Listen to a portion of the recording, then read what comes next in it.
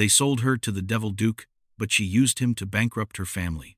Her father sold her to the rumored Devil Duke to pay his debts, convinced she wouldn't survive the night. But Kestrel didn't cower. She walked into the monster's lair with a secret plan to turn the predator into her protector. Subscribe now for more satisfying stories like this.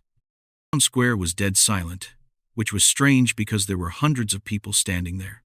Usually, a market day was full of shouting merchants and laughing children. But today, the Duke was here.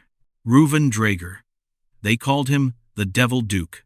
He sat on a velvet chair on a raised platform, sipping wine from a crystal goblet. He didn't look like a devil. He looked elegant, with sharp cheekbones and hair as black as a raven's wing. But his eyes were cold. They were the eyes of a man who didn't feel much of anything. In front of him, a smuggler was on his knees, begging. The smuggler had been caught selling poisoned medicine to the local orphanage to save money. The Duke didn't yell. He didn't give a speech. He just made a small motion with his hand, not even looking up from his wine. The executioner's axe fell. It was over in a second. The crowd gasped and looked away. But Kestrel didn't. Kestrel Win stood at the back of the crowd, her hood pulled up over her pale hair. She watched the Duke with a strange intensity. Most girls would have been terrified. Most girls would have fainted. But Kestrel felt a spark of something dangerous in her chest. It wasn't fear. It was recognition. He is a monster, she thought, her heart beating a steady rhythm against her ribs. And that is exactly what I need. Kestrel knew about monsters. She had lived with them her whole life. She looked down at her wrist, rubbing the thick, white scar that circled her skin like a bracelet. It was a rope burn. A memory flashed in her mind, sharp and painful. She was 6 years old. The smell of wet earth and mold, the rough scratch of hemp rope digging into her skin. Her father's face, not angry, just annoyed, as he lowered her into the darkness of the old well. "You're just too expensive to keep, little bird," Argust Win had said. Then he had let go of the rope. She remembered the splash, the freezing water, and the 3 days she spent clawing at the stone walls, screaming until her voice was gone. She remembered the woman who found her, Tamsin, a healer from the marsh. Tamsin had pulled her out, dried her off, and taught her how to survive. For 12 years, Kestrel lived in the marsh. She learned which herbs could heal a fever and which berries could stop a heart in 10 seconds. She was happy there. But happiness didn't last for girls like her. 2 weeks ago, men with the Win family crest on their chests had ridden into the marsh. They didn't ask her to come home. They dragged her. Her father, Argust, had gambled away most of the family fortune. He needed money, and the Devil Duke was looking for a new wife. His first wife had been poisoned. His second had disappeared. No one wanted to marry him. So, Argust Win remembered the daughter he threw away. Kestrel walked back to the Win estate, her boots muddy. The house was grand, but it smelled like old perfume and rotting flowers. As she entered the drawing room, the laughter stopped. Her stepmother, Selvine, was sitting on a sofa, eating candied plums. Her half-sister, Marlaise, was trying on a silk ribbon. They both looked at Kestrel like she was a stray dog that had wandered onto a clean rug. "Wash up," Selvine said, wrinkling her nose. "The Duke arrives tomorrow to sign the contract." "You smell like swamp water." "Father sold me, didn't he?" Kestrel asked quietly. Argust Win walked in, holding a glass of brandy. He looked older than Kestrel remembered, his face puffy from too much drink and too much greed. Enough to fix the roof and buy Marlaise a proper season in the capital. "You should be grateful, girl. You're going to be a duchess." "He kills his wives, father." Marlaise giggled, looking at Kestrel with cruel eyes. "Everyone knows that. You'll be dead by winter." Kestrel looked at her family. They were soft, selfish people. They thought they were sending her to her death. They thought she was a sacrifice. Kestrel smiled, but it didn't reach her eyes. "Maybe," she said. Later that night, Kestrel sat in her cold room, packing a small bag. She didn't pack dresses or ribbons. She packed dried nightshade, a small silver knife, and bandages. She wasn't going to Black Ridge to die. She was going there to get strong. She needed power. She needed an army. And since she had neither, she would take the Devil Duke instead. He was the weapon she would use to destroy the people in this house. She looked out the window toward the dark forest. "You think you sold me to a monster," she whispered to the silent house. "But you just handed the monster the key to your front door." The carriage ride to Black Ridge was long and bumpy. The interior of the carriage was lined with black velvet, making it feel like a moving coffin. Ruven Drager sat opposite Kestrel. He hadn't spoken a word for 2 hours. He was reading a book, seemingly ignoring her. But Kestrel noticed things. She noticed how his hand rested near the hidden pocket of his coat. She noticed how his eyes flicked to the window every time the road curved. He was a predator, always alert. Kestrel felt the weight of the silver dinner knife she had stolen from the breakfast table.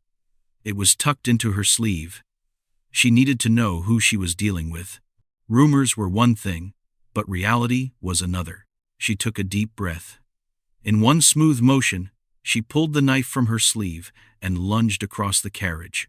She wasn't trying to kill him. She just wanted to see what he would do. Before the blade could even touch his collar, Ruven's hand shot out. He caught her wrist in a grip that felt like iron. He didn't flinch. He didn't drop his book. He just slowly lowered the book and looked at her. His eyes were a startling shade of gray, like storm clouds. There was no anger in them, only a flicker of amusement. "A dull dinner knife?" he asked, his voice low and smooth. "I'm insulted, Kestrel. If you wanted to kill me, you should have found something sharper." Kestrel didn't pull away. She held his gaze. "I wasn't trying to kill you, Your Grace. I was testing your reflexes. My father says you're dangerous. I wanted to see if he was right." Ruven's lips curved into a very faint smile. He released her wrist. "And? He was right," Kestrel said, sliding the knife back into her sleeve. "Good. Good?" Ruven raised an eyebrow. "Most brides prefer a husband who isn't dangerous." "I don't need a husband," Kestrel said coldly. "I need a partner who can survive what I'm planning." For the rest of the ride, Ruven watched her. He didn't read his book anymore. He looked at her with a new kind of interest. He noticed the mud on her boots that she refused to clean. He noticed the callus on her thumb from grinding herbs. He realized quickly that he hadn't bought a noble lady. He had acquired something much more interesting. When they arrived at Black Ridge, the air changed.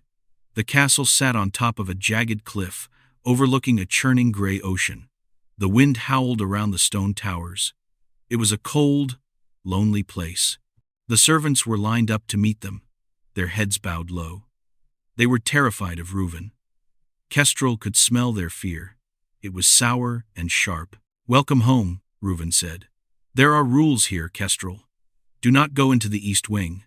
Do not disturb me when I am working. And never lie to me." "I have a rule too," Kestrel said, stepping out of the carriage. Ruven paused. "Oh? Do not treat me like I am fragile. I will break before I bend." Ruven looked at her for a long moment. Noted. The wedding ceremony happened an hour later in the castle's small chapel. There were no guests, no flowers, and no music. Just a priest who looked like he wanted to be anywhere else. They exchanged rings. Ruven's hand was warm, which surprised her. As they walked out of the chapel, a commotion started in the courtyard. Kestrel saw guards dragging a man toward a wooden platform. It was the castle steward, the man in charge of the food supplies. "What is happening?" Kestrel asked. "Justice," Ruven said simply. He stopped walking and watched. "He has served your family for 20 years, a guard said, looking nervous. "And for the last 2 years, Ruven said, his voice carrying across the courtyard, "he has been selling the grain meant for the village children to buy silk for his mistress. 3 children died of starvation last winter because of him." The steward was crying, begging for mercy. "Mercy is for those who make mistakes," Ruven said. "Greed is a choice."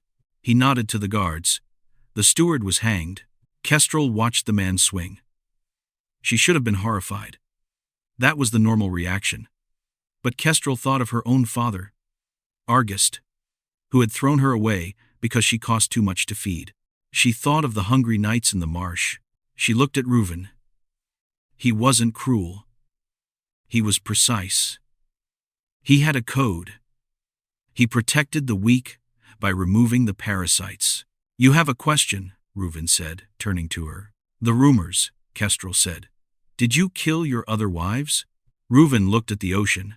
"My first wife poisoned herself, trying to poison me. My second wife ran away with a knight and fell off a cliff in the storm. I did not kill them, but I did not save them, either." He turned back to her, his face serious. "I am not a good man, Kestrel. But I am not a liar." Kestrel nodded. She felt a strange sense of calm. She could work with this. "I can handle a bad man," she said. "It's the weak ones I can't stand." Life at Black Ridge was quiet. Kestrel spent her days exploring the castle and the surrounding woods. She found the best spots for moss and medicinal roots. She set up a small table in her room to mix potions and ointments. Ruven left her alone, mostly. But every evening, they ate dinner together at a long ebony table. At first, they ate in silence. But slowly, they started to talk. Not about feelings or poetry, but about strategy. Ruven would tell her about the disputes between the local lords, and Kestrel would offer solutions that were ruthless and brilliant. "Lord Hemsley is blocking the trade road," Ruven said one night, cutting his steak. "He wants a higher tax." "Don't pay him," Kestrel said. "Burn his bridge. He can't tax a road that no one can use. He'll beg you to rebuild it within a week." Ruven stopped eating. He looked at her, a spark of admiration in his eyes. "You are vicious, little bird." "I learned from the best," she replied. Then, the letters started coming. Argust Win, her father, was writing to her. The letters were demanding. He wanted money. He wanted Ruven to give him a title. He wanted access to the Duke's hunting grounds. Marlays wrote too, asking for silk dresses and jewelry. Ruven tossed one of the letters into the fireplace. "They are like leeches. I should send the guards to silence them." "No," Kestrel said, watching the paper curl and blacken in the flames. "That is too quick. Leeches don't stop until they are full. We need to feed them until they burst." She stood up and walked to the window. "Invite them here, Ruven. Invite my father, Selvine, and Marlays. Tell them we are holding a grand party, a celebration of our marriage." "You want to see them?" Ruven asked, confused. "I want to play a game with them," Kestrel said. Her voice was soft, but it carried a chill that made the candles flicker. "My father has a weakness. He cannot walk away from a wager. He thinks he is lucky. I want to show him that luck is just a lie we tell ourselves." Ruven stood up and walked over to her. He stood close enough that she could smell the scent of pine and rain on his coat. "What is the plan?" "We host a gambling tournament," Kestrel explained. "We let him win. At first, we feed his ego. We let him taste the gold. And then, we take everything." Ruven looked down at her. For the first time, he smiled a real smile. It was terrifying and beautiful. "I was right to marry you," he whispered. The invitation was sent the next morning. A week later, the Win family carriage rolled into the courtyard. Argust stepped out, looking smug. He was wearing a new velvet coat that Kestrel knew he couldn't afford. Selvine was dripping in cheap jewelry, and Marlays looked around the castle with greedy eyes, calculating the value of every statue. "Kestrel!" Argust boomed, opening his arms as if he hadn't tried to kill her. "Look at you, Duchess of Black Ridge. I told you I would find you a good match." Kestrel didn't hug him. She stood on the steps, wearing a dress of deep crimson silk that Ruven had bought for her. She looked like a queen. She looked dangerous. "Welcome, father," she said. "We have been waiting for you."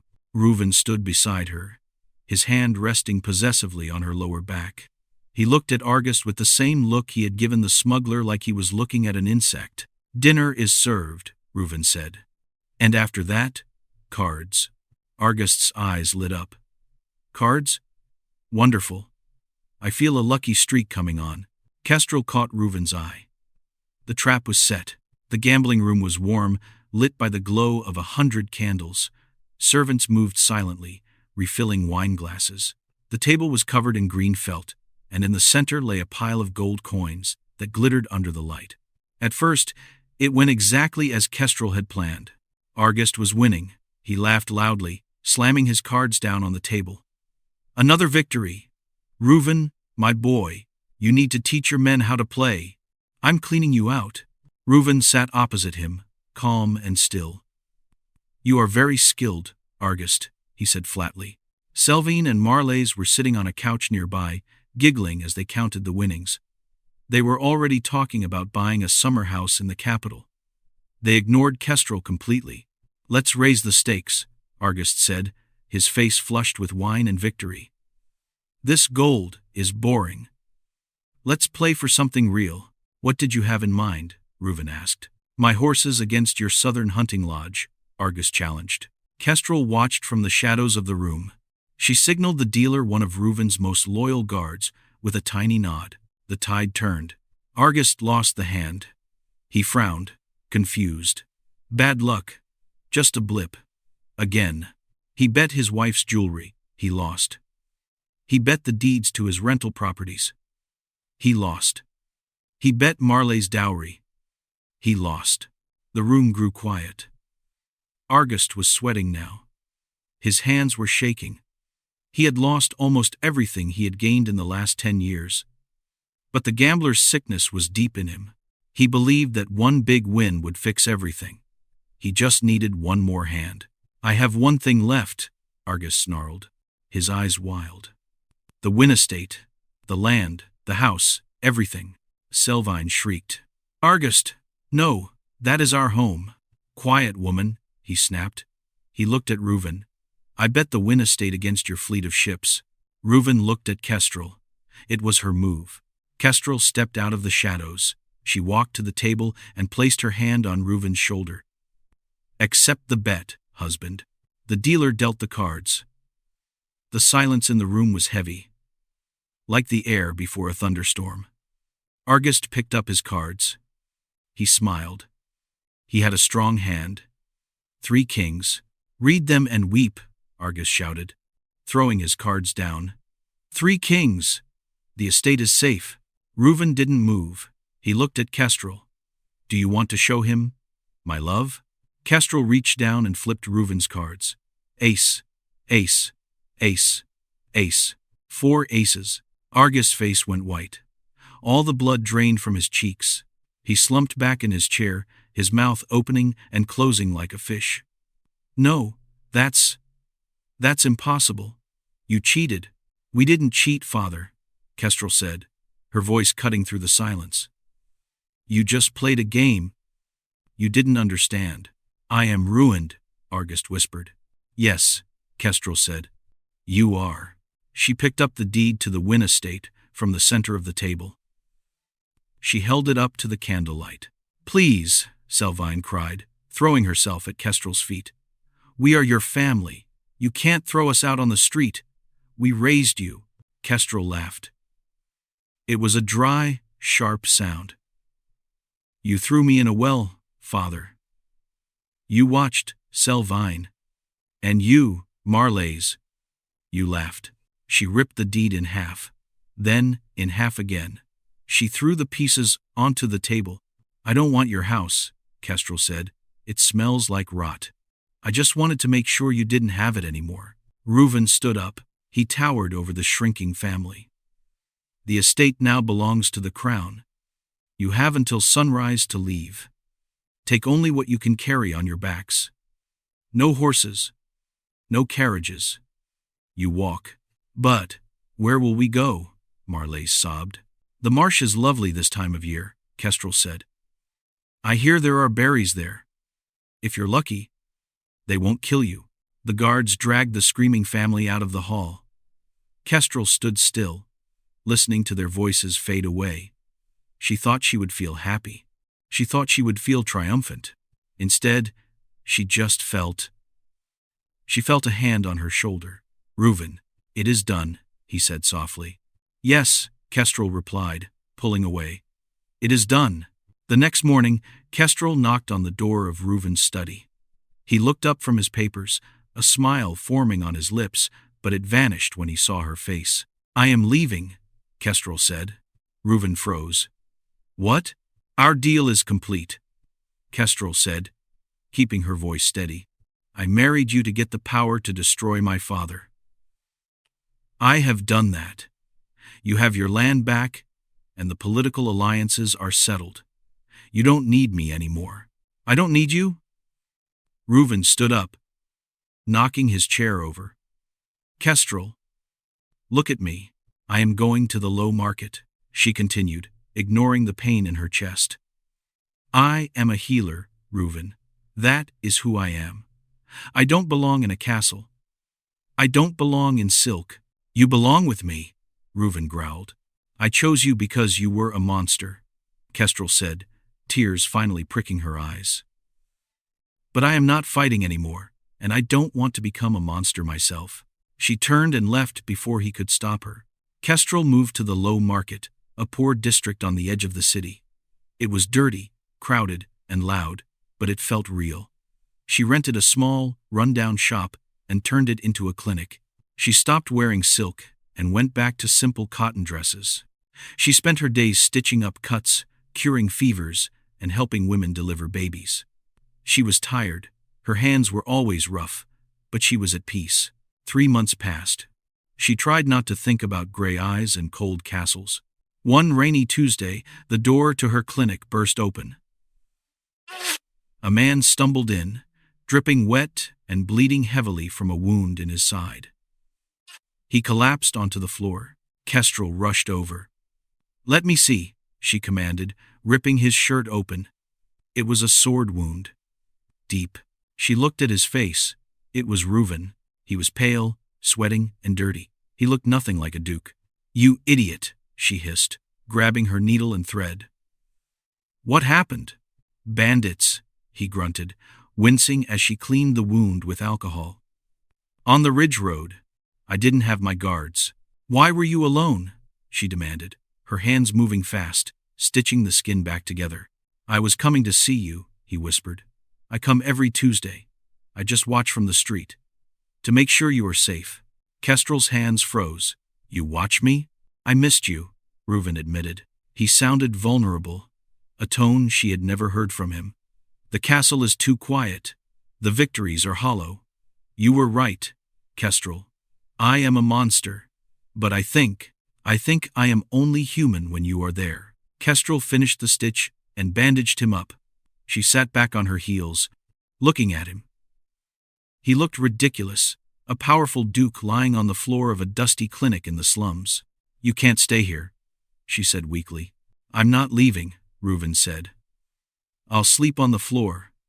I'll carry the water buckets. I'll scare away the rats. I don't care. I just want to be where you are." And he did. For the next week, the Devil Duke lived in the back of the clinic. He chopped firewood. He fixed the leaking roof. He sharpened her surgical knives. One afternoon, a local gang leader named Silas came to the clinic. He wanted protection money. He slammed his hand on the counter, scaring a young mother who was waiting for medicine. "Pay up, healer," Silas sneered, "or we burn this place down." From the back room, a shadow emerged. Ruven stepped into the light. He wasn't wearing his fine clothes, just a simple shirt and trousers, but he still held himself like a king. He picked up a scalpel from the tray. He didn't raise his voice. He didn't shout. He just looked at Silas with those cold, dead eyes. "You have 3 seconds to leave," Ruven said, "or I will anatomically disassemble you." Silas looked at Ruven. He saw the way Ruven held the knife. He saw the complete lack of fear. Silas turned pale and ran. Kestrel sighed, shaking her head. "You just threatened my customers." "He wasn't a customer," Ruven said, putting the scalpel down. "He was a pest." He walked over to Kestrel. She was mixing herbs at the counter. He placed his hands on the wood, trapping her there. But gently. Your family came to the gate yesterday, Ruven said. Kestrel stiffened. What did they want? Money. Food. Your father begged. What did you do? I told them that the Duchess of Black Ridge does not see beggars, Ruven said. And I sent them away. Kestrel turned around to face him. I'm not the Duchess anymore, Ruven. I'm just Kestrel. You are Kestrel, Ruven agreed. He reached out and brushed a stray hair from her forehead. His touch was incredibly gentle. You are the girl who climbed out of a well. You are the woman who brought a duke to his knees without lifting a sword. You are the only person I have ever respected. And, he paused, searching her eyes. And, Kestrel whispered. And I love you, Ruven said. Not for your title, not for your cleverness, but for your scars. Because they match mine. Kestrel felt the last of her walls crumble. She realized she hadn't left the castle because she hated him. She had left because she was terrified of how much she needed him. I don't want to go back to the castle, she said. Then we won't, Ruven said. We can stay here. I can run the duchy from a desk in the back. I don't care where we are. As long as we are us. Kestrel smiled, and this time, it reached her eyes. It was a warm, genuine smile. She reached up and pulled the Devil Duke down for a kiss. It tasted like rain and medicine and second chances. They had been sold, bought,